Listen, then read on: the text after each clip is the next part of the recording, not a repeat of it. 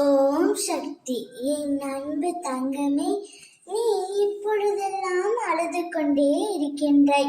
உன்னவரை பிரிந்து உன்னால் இருக்க முடியவே இல்லை.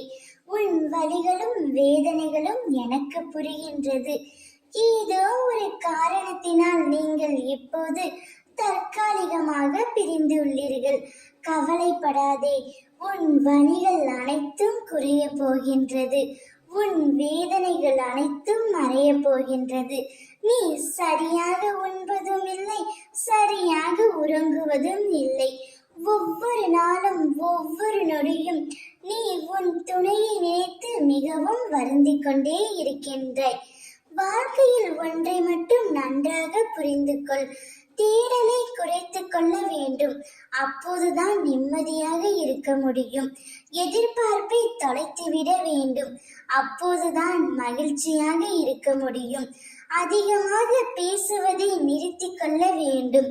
அப்போதுதான் மற்றவர்களால் நீ தேடப்படுவாய்.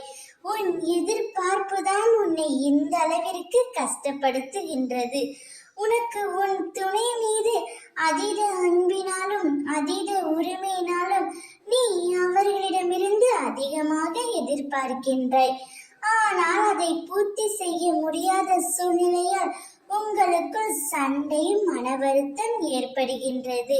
அப்படி மன வருத்தம் ஏற்பட்டதினால் தற்பொழுது பிரிந்து தவித்து வருகிறீர்கள். கவலை கொள்ளாதே தங்கமே, உன்னுடைய கஷ்ட காலம் அனைத்தும் முடிய போகின்றது. வாழ்க்கையிலும் சரி, வார்த்தையிலும் சரி, பொறுமை மிகவும் அவசியம். பொறுமையாக இருந்தால் மட்டுமே உனக்கு பிடித்த உறவுடன் நீண்ட காலம் சந்தோஷமாகவும் மகிழ்ச்சியாகவும் உன்னால் வாழ முடியும். நீ உன் துணையை பிரிந்து கஷ்டப்படுவதை மற்றவர்களிடம் சொல்லிக் கொண்டே இருக்கிறாய். உனது கஷ்டம் நஷ்டம் என்பது அடுத்தவர்களுக்கு கதைதான். அதனுடைய வலியும் வேதனையும் உன்னால் மட்டுமே உணர முடியும்.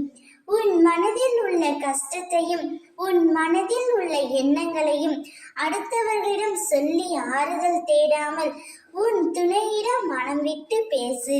இப்பொழுது நீ பிரிந்து இருப்பதை நினைத்து வருத்தப்படாதே. திடீர் திருப்பமாக, எதிர்பாராத விதமாக உன் மனம் விரும்பிய உன் துணையிடமிருந்து அழைப்பு வரும். அப்பொழுது உன் மனதில் உள்ளதை நீ வெளிப்படையாக பேசு. நீ மனம் விட்டு பேசினாலே போதும். வாழ்க்கையில் எந்தவித பிரச்சனைகளும் இல்லாமல் வாழ்க்கை மிகவும் சுமூகமாக இருக்கும். உன்னவரிடமிருந்து அழைப்பும் நற்செய்தியும் வரும். அதை நீ சற்றும் எதிர்பார்க்காத நேரத்தில் உன்னை வந்து சேரும். அப்பொழுது நீ ஆனந்தத்தில் துள்ளி குதிக்க போகின்றாய். ஓம் சக்தி.